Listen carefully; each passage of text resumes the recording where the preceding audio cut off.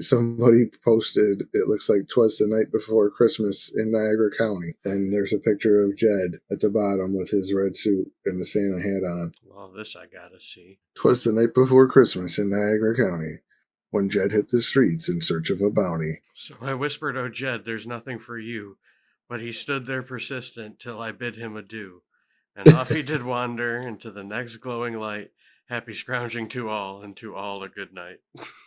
This is so good that it's foul. It's so good that it's offensive. I love this though. This is very well done. To the anonymous member that posted it, it is very you did a great job. If you're gonna serve wings or ranch, I don't want to do business with you. I get up and leave, even if I don't get the wings. It's either blue cheese or wings, and go fuck wings.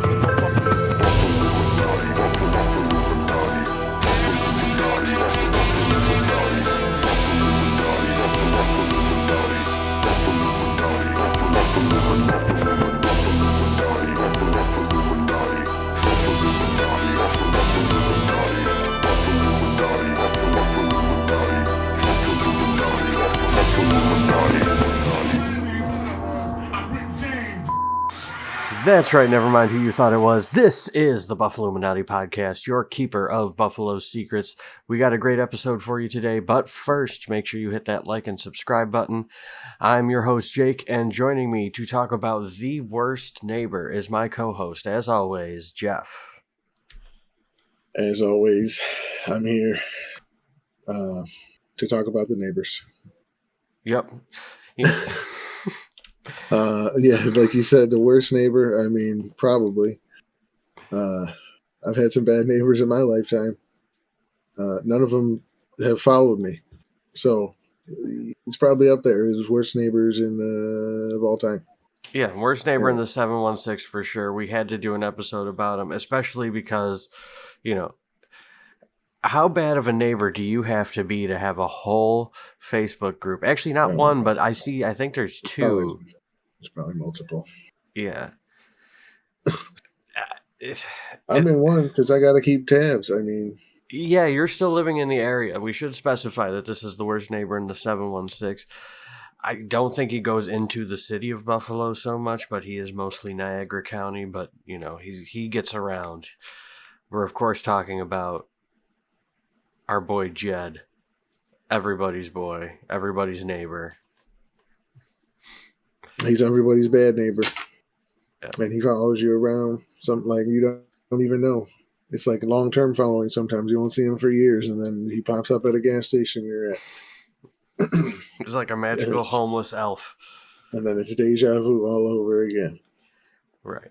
You know, we did film this episode already, but we wanted to come back for this intro because I felt like we didn't, at the top of the show, stress the seriousness. We got into the silliness, but we need to stress the seriousness of the episode we're covering today, because it's so hard to like walk this line, but the guy is legitimately a danger to the public and probably should be put away for a very long time. But at the same time, the tales and the stories that we're going to get into, some of them are just so ridiculous, and just the daily stream of ridiculousness that happens. Because it's so ridiculous, a lot of the stories, and if you've ever had an encounter with them, I mean, it's otherworldly at times, so it gets wild out here, and you gotta laugh. You gotta laugh about it, but like you said, the man can be dangerous. Right.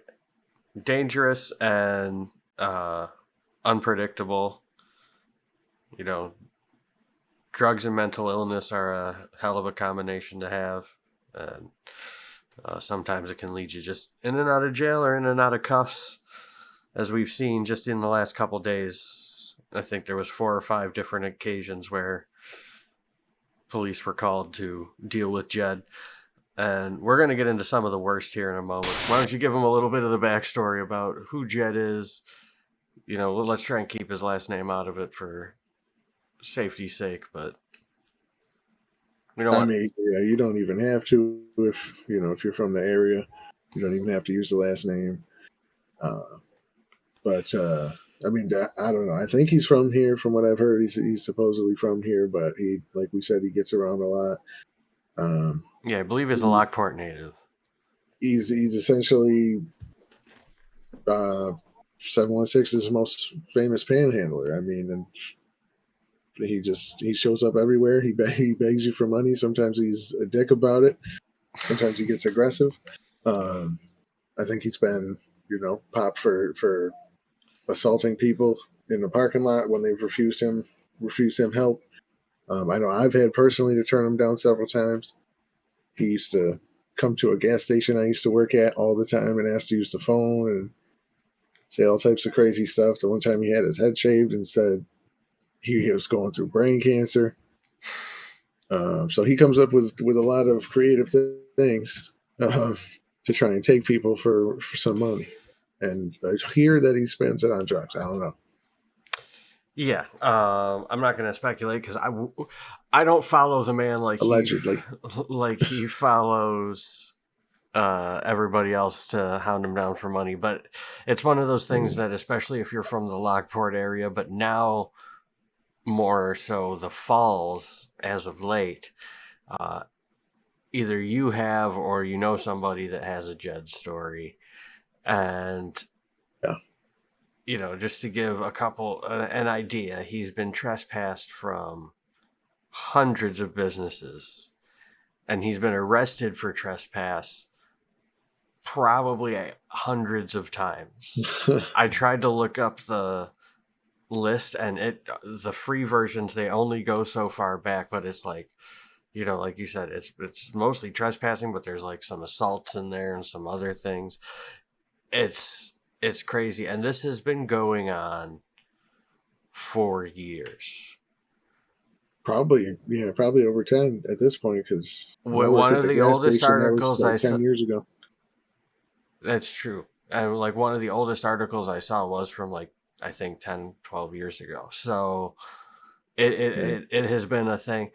And that is part of the reason why there is the Where's Jed Facebook group, which currently has 11,000 members, 11,300 members. That's a lot. And I'm not necessarily proud to say I'm one of them, but like I said, I got to keep tabs. And he does. You said like Niagara Falls and everything. He does get to the 585. He's over there in Rochester a lot now. He gets back and forth. I don't know how.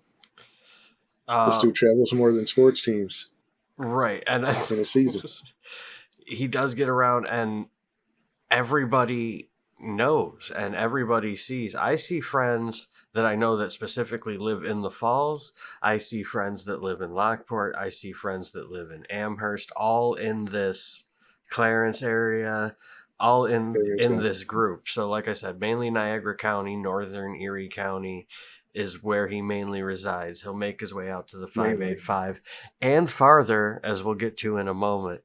But yes, this group has just about hourly, and if not multiple times an hour, updates on his whereabouts. Just today he was arrested, catch and release, and it was reported on in Lockport at a Tim Hortons. And then, like you said, 10 minutes, 20 minutes later, someone's posting a pic that he's at his next haunt with a cup of Tim Hortons. So he could be anywhere. He's like magic in the wind.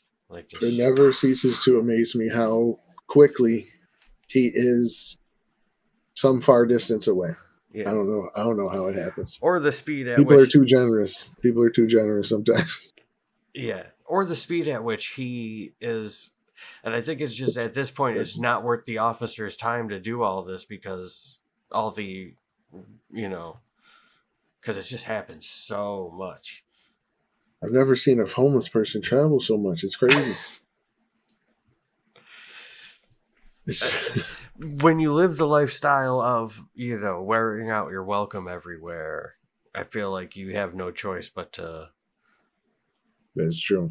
But then to go back and just still do it and not give a single flying. to wear out your welcome so many places that you go back to the original place. Yeah. Where your welcome is still worn out, but you're just like, I got no other choice. For sure. And yeah, it's I don't even know what to say. It's like It's something. Jeff, what say you? What is your fascination with this guy? Well, listen, just as somebody, like I said, for me, somebody who's been in contact with him, that's the reason I joined the group. I will admit, like some people say, like taking the pictures, I'll admit that is a little weird. Does kind of rub me the wrong way, but at the same time, as somebody who's trying to keep tabs on the man, and letting other people do that, whatever, that helps me out. So, I mean, I get it, but nobody's chasing the guy. Like we said, he chases us. He's the one chasing us.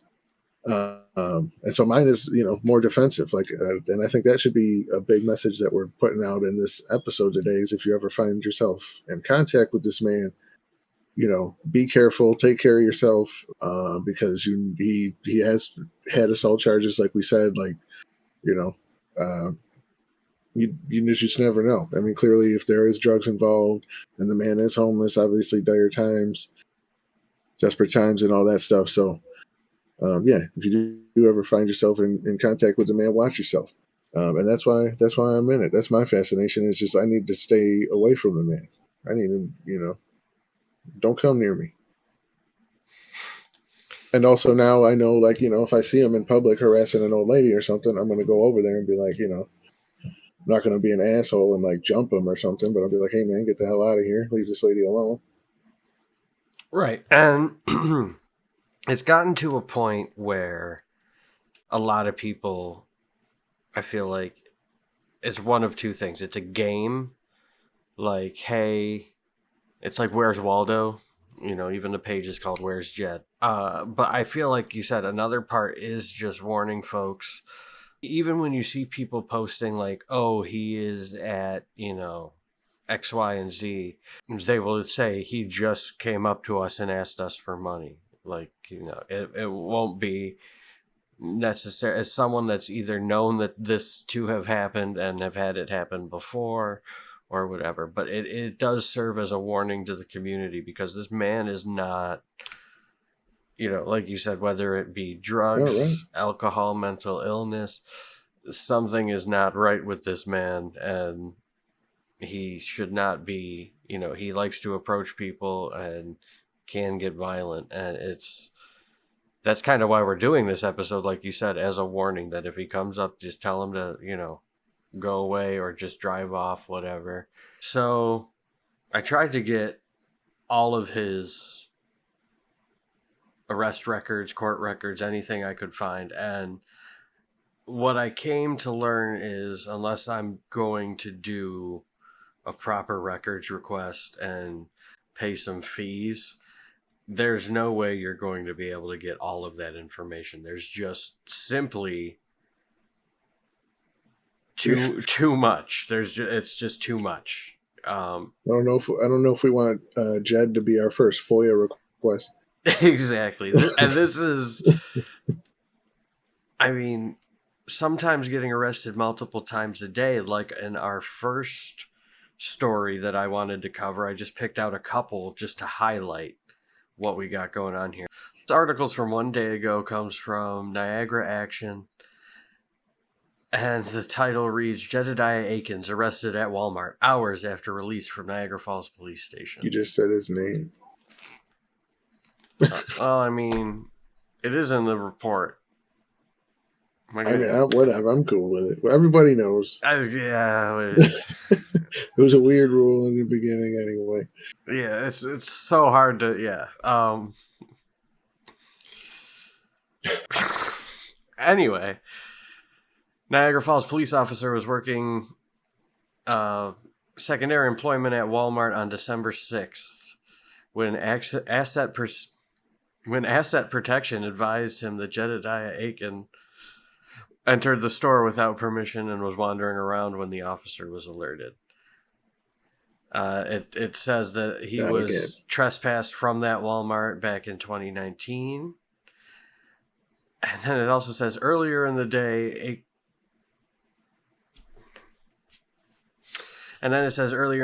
Akins was arrested along Hyde Park Boulevard. There he was advised to get out of the street, which that goes back to what you were saying about how he will just run in the street to get money from cars and sometimes block traffic. Sometimes he'll do that at drive-thrus too. I've seen him, like stand in the middle of the road, like in that strip on Transit, between like Lockport and like Williamsville or Amherst, where it's like 2 lanes. He'll stand right in the middle, but on the yellow between 2 lanes, trying to wave cars down, like putting his life at risk. Like, bro, what are you doing? Get out of the road. Right. And he didn't get out of the street and was arrested. Officers found suspected narcotics, and he was arrested. So, I mean, like I said, there's multiple arrests per day. So to be able to count what happens, and, I don't know how many court cases he's gotten, how many convictions to arrests, but the information would be countless. I don't think my computer could handle the amount of data that I would have to download to get all of that, and I don't think that the sheriff's department would be willing to provide that, even for a year. Like a year's worth of, just give me 2024's numbers. I think it would be staggering. I mean, even just this month, it's been at least 3 in the month of November here. Right. Well, he was just arrested today, according to the Where's Jed Facebook group. Like, it's that's 4 then. Like, what are we doing? The next article here. This one goes back to 2020. And this kind of goes more to what you were saying as far as like this being a warning, because it's not just like, he's not just putting himself and other drivers in danger by blocking traffic. He also is willing to go hands-on. This one comes from May of 2020. May 21st, state police say an 81-year-old female shopper at Value Home Center in Clarence was followed in the parking lot by 34-year-old Jedediah Aiken. Police say Aiken aggressively asked the female for money. Fearing for her safety, police say the woman tried returning to the store when she fell, hurting her knee, nose, and mouth. According to authorities, Aiken left the scene but was soon arrested for assault in the 3rd degree. Yeah, see, it's stuff like that. Most people, he's not a tough guy. So most people are probably going to be able to handle their own, whether it's, just showing them away, which in most cases it probably is. But, if you're a vulnerable person, like an 80-year-old lady like that, probably got to be a little more careful. You never know what this guy's going to do. He's very much like a raccoon in that regard, where like most of the time you can, like you said, shoo it away, or most people, if the raccoon were to get violent, you can just give it a good kick. Not that I'm, advocating for animal cruelty, but when you got to defend yourself. But like, if a raccoon attacks an 81-year-old female, like that's going to be significantly worse. And that's what Jed is. He's a raccoon. He doesn't care. He just wants to get his treasures, whether he's begging for it or picking through the trash. I don't know. You try and, I don't know. It's easy to feel anger. It's hard to feel sympathy or empathy. But right, like you try to understand people's situations. Most people aren't homeless by choice. So, right. And obviously there's a problem there. Like you said, whether it's addiction or mental or illness or a combination. Yeah. There's obviously something there. But when you have this level of refusal of help and this pattern, this clear pattern of behavior, like at what point do we just find another means of taking care of you. And I don't mean taking him out behind a woodshed, but like, what would 10, 15 years of incarceration, it might not change anything, but it would make life easier for a little bit. Or at least, the respectful citizens. I mean, yeah, I don't know, because I don't advocate for that either. Like, I don't want people to go to jail, but some people just, I think, need to be in jail. right. But that's why, like, I feel like that's why I keep coming back to, you just kind of got to look out for yourself, because if they're not going to keep him locked up, and if he's not going to seek help, you have to help. Or yourself. Yeah, you have to help yourself. Don't help Jed. Help yourself. Right. You have to help yourself from him, because if he's not going to be locked up and he's not going to get help, he's going to be out on the street begging people for money. So if he comes across you, say no, shoot him along. Right. And if he gets physical, hopefully you can defend yourself. And right. Treat him like a stray animal if you have to. Just keep your distance. Don't approach. Don't let him approach you. For the love of God, don't let him bite you. All right, on to the final one, Jeff. You said that our man gets around here, and you weren't kidding. How far do you think he's gotten away from here? Just the 585? You think he's gotten further? I mean, maybe, I don't know, maybe the Cuse. The Cuse? Maybe Syracuse. Just the next logical step, right? If you're going to Rochester. Yeah. What if I told you I found an article, and this one comes from patch.com. I've never heard of them before, but it looks like it might be affiliated with like local news or a local news aggregate site.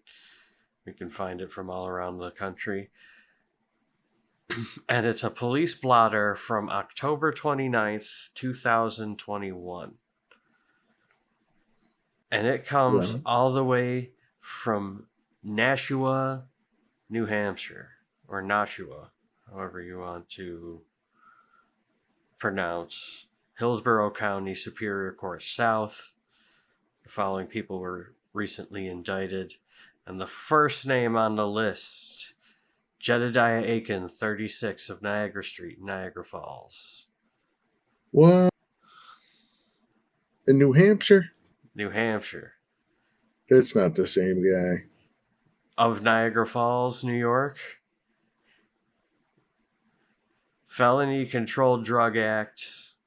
Oh, yeah, and he's 39 now, so, oh, man. That was him. Yes. It was him. Felony. Jeff. What? I was looking for mugshots, right? And I clicked this random link. Anderson County, South Carolina, for criminal trespass. That one didn't even come up in the original research. Whoa. What the hell? This man gets around. He's not just a menace to the 716. He's a menace to America. Maybe even the world. Every fucking where he goes. That's wild. This man is an interstate criminal. Assault and drug charges. Constantly out free. The police don't want to deal with him. The courts don't want to deal with him. The citizens don't want to deal with him. Well, they do, but you just can't do what the citizens want to do. Well, yeah, it's not necessarily helpful. This isn't the Wild West. But what you can do is keep yourself safe. And that's why we're doing this whole episode, as we've explained before. Treat him like a rabid dog. Keep your distance. Don't let him close the gap. Don't give him money. Don't feed him. Say, get out of here, Jed. Or if you're, all the millennials, swipe or no swiping. Like, just... And he'll just... Get out of here, swiper. Yeah, he might just be, oh man, and leave, because that's... Sometimes that's it. But, I mean, I don't think we could find. I mean, there's some people up there. Some people might say Byron Brown, but I don't think you can find a worse or a better candidate for worst neighbor in the 716 than our boy Jed. Though we will certainly try. Byron Brown may be a piece of work, but he doesn't have a dedicated Facebook page with over 11,000 followers. Right. That he doesn't. By I don't the know way, if he had that on his own political page. To clarify, this page isn't run by Jed either. This is a community project that you can find. We'll throw a link so you can check it out and join it if you're on Facebook. Just so that the people are warned. Like you said, it's a great resource. Yeah. And for some it's a game, but they're still doing a service. You gotta have maybe a little bit of a thick skin to be on there sometimes, depending on your motive to be there, because some people do not hold back and they say a lot of hurtful and bad things. A lot of people just make jokes that are also, can be in poor taste sometimes, but and then for the most part, we're all there for the same reason. We're definitely all there for the same reason, and it's him, but, I'm definitely there for more of the just watch out. Let me know where he's at. Everybody keep posting on there so I know exactly where he is at all times. Yeah. We need to know where he is, so that's where we isn't. Right. When I heard he was at the Tim Hortons in Lockport, I'm like, it's too close. Anytime I see he's in Lockport, I'm like, it's too close. Yep, go back to the Falls. Go back to New Hampshire. Let them deal with it. Right. Every time I see he's in Rochester, I'm like, please stay out there. That's so much. It's such a much bigger area. It's a bigger area. It also makes one wonder why he doesn't go to Buffalo. Right. Yeah, if you went to Rochester. You don't really see him in the city. No, I don't think so. Maybe there's too many homeless in the city already. Maybe, but then why are you going to Rochester? It's true. No disrespect, but I don't know. Everybody knows somebody in Rochester. That's true. Everyone's got a cousin out in Rochester. For sure.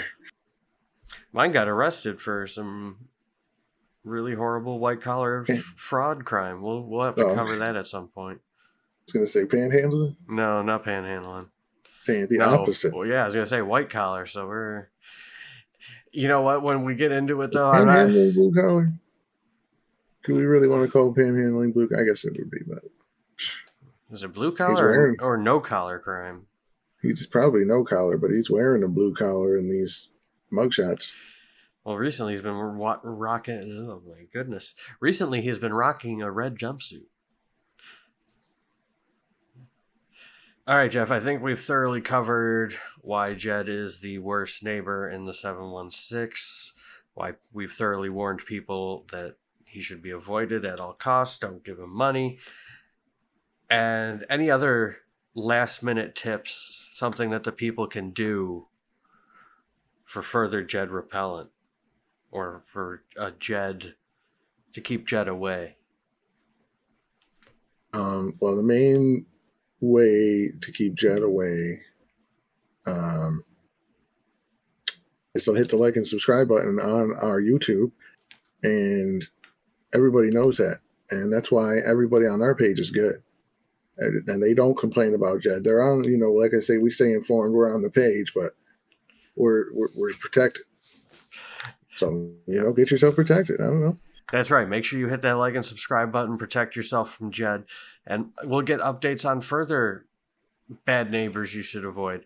And another thing you should avoid is being a bad neighbor. So we're going to get out of here. This has been the Buffalluminati Podcast. And make sure you're a good neighbor today.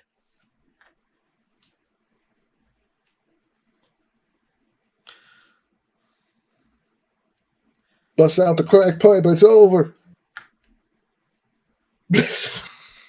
Jed's my best friend. I lied this whole time. I love him.